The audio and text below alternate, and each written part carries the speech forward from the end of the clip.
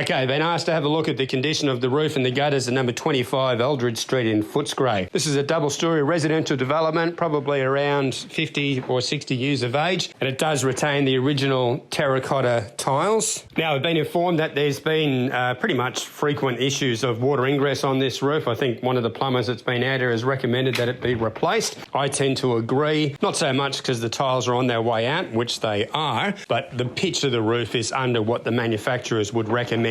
Now, terracotta tiles, when they start off brand new, are pretty much quite a good product, but as they age, they begin to twist and warp, as well as the structure's starting to settle. You can see now that these tiles no longer sit nicely on the roof. They're kicking up all over the place. No real way of addressing that situation, and it's compounded because the pitch of the roof, which is around about 18 degrees, is well and truly under what the manufacturers recommend. They call up a pitch of 25 degrees. So for the first 20 or 30 years, this pretty much remains problem-free, but as it ages and everything begins to move, a terracotta tile roof like this doesn't fare very well, particularly when you have increasing instances of very heavy wind-driven rain. The weather patterns, as everybody knows, are beginning to change, and higher wind factors in corporation with heavier rain intensities does give roofs like these issues and problems, and until you address that, I believe you're always going to have these sorts of issues. So I'm not going to be quoting for a tiled roof. I'm going to be quoting you for a Colorbond roof, which can go down as low as 5 degrees. Look, a Colorbond roof has got plenty of advantages over tiles anyway. It is lighter in weight, for one thing. You've probably got around 30 tonnes of tiles on that roof. It doesn't do the structure any good, pulling all that weight off and then putting it back on again. A Colorbond roof is less than 10% that weight. It's completely maintenance-free. Once you put a Colorbond roof on, it lasts forever without any issues, and it does last a lot longer than what a tiled roof, probably 2 or 3 times longer. And thermally, it's a lot more efficient in both summer and winter. Summertime, it doesn't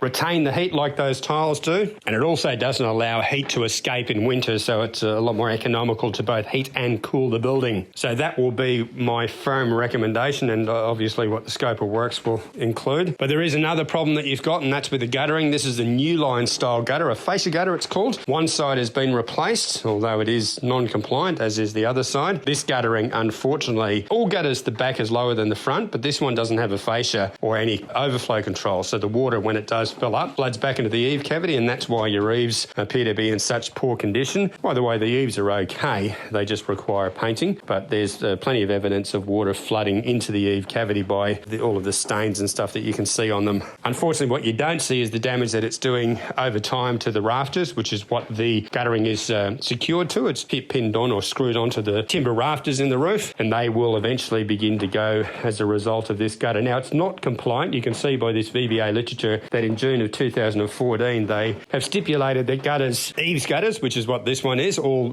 required to have a constant or consistent provision for overflow. What they wanted was either spacer blocks put on a fascia or a flashing going up behind the fascia to prevent any possibility of any water from flooding back into the eave cavity. Obviously, you cannot do that with this style of gutter because there is no fascia. So, ergo, it is not compliant. We cannot put it back like it is. So I'm going to quote to, or include in the quote with the re-roof, to install a standard fascia, a steel fascia like you're seeing here, with a traditional external gutter that has got overflow control. Now, that's going to be significantly cheaper, by the order of about $10,000 actually, if you do it with the roof, because of the fact that you're going to need scaffolding, obviously, to do the roofing work, because it's a double-storey building, and you can attend to the guttering at the same time. But I'll include in the quote the one side, which is definitely rusted out severely and obviously needs replacing. I'll give an option to do the other side at the same time, bearing in mind that if you do it separately, you can probably add about $10,000 to the cost of doing that gutter. So I definitely recommend having it both sides done, along with the roof. So the scope of works is as follows. First of all, the scaffolding. We do have to have a modular scaffold erected around the perimeter of the building with a working platform so that we can attend to both the roofing requirements and the guttering. A scissor lift also needs to be on site, which is designed to elevate roof sheets up and even bits and pieces down again, obviously, to make sure that that side of things is done safely and efficiently. The old roof tiles obviously have to be stripped off and disposed of. We will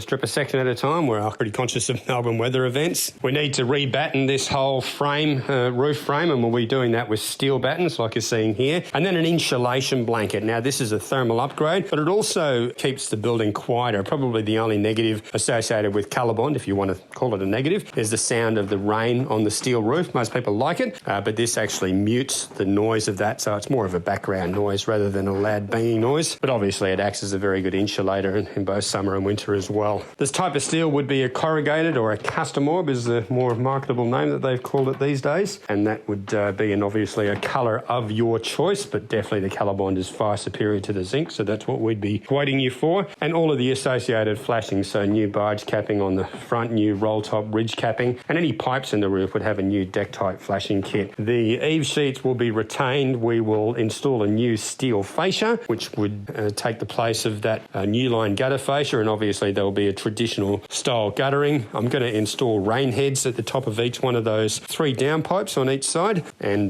new downpipes as well. As I said, I'll just include in the quote the one side, which definitely has to be replaced, but I would strongly encourage you to also accept the option to do the other side while the scaffolding is on the job. Look, I think that's pretty much it. My name's Steve. My contact details will be in the body of the quote. If there's any queries or questions regarding the job, feel free to give me a call. Thanks very much for your time. Bye-bye.